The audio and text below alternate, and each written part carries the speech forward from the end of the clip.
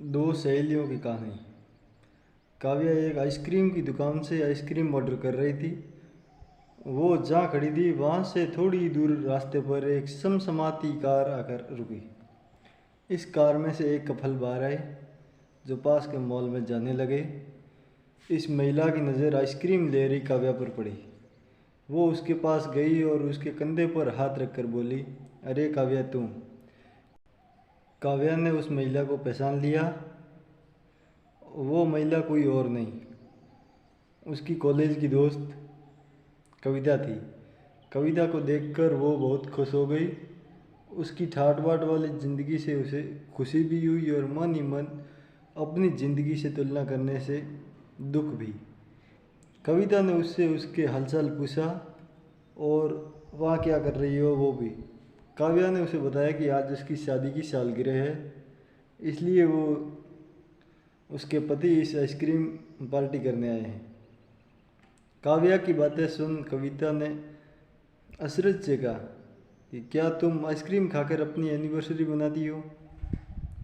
काव्या ने दुखी मन से कहा, हाँ, हमारी फाइनेंशियल कंडीशन ऐसी नहीं है, इसलिए हमें सोच समझ कर ही खर्चा करना पड़ता है। कविता ने अपनी बढ़ाई मारते हुए कहा, उसका पति उसे एनिवर्सरी पर लंदन ले गया था।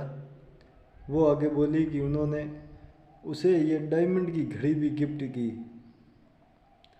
अपनी घड़ी दिखाने के लिए जब उसने अपने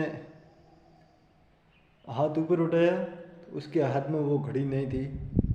वो डर गई और अपने पर्स में खोजने लगी, लेकिन वहाँ पर भी घड़ी नहीं थी।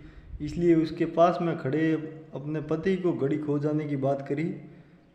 तब उसका पति उस पर गुस्सा करने लगा और उसे और उसके माँ बाप को भला बुरा कहने लगा। फिर गुस्से में उसका पति घड़ी खोजने के लिए कार की तरफ चला गया। काव्या ने यह सब हैरानी से देख रही थी। उसने कविता से पूछा कि उसका पति उसे कैसे बात करता है। कविता के आंखों में आंसू आ गए। उसने कहा कि उसके ससुराल वाले रिश्तों से ज़्यादा पैसों से प्यार करते हैं। काव्या को कुछ दिन पहले की बात याद आई जब उसने नया मोबाइल गलती से टूट गया।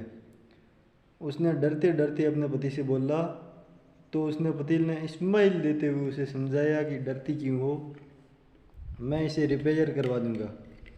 उसने आज जो कुछ देखा महसूस किया, उसने अपनी ज़िंदगी को पॉजिटिव दृष्टिकोण से देखना सिखा दिया।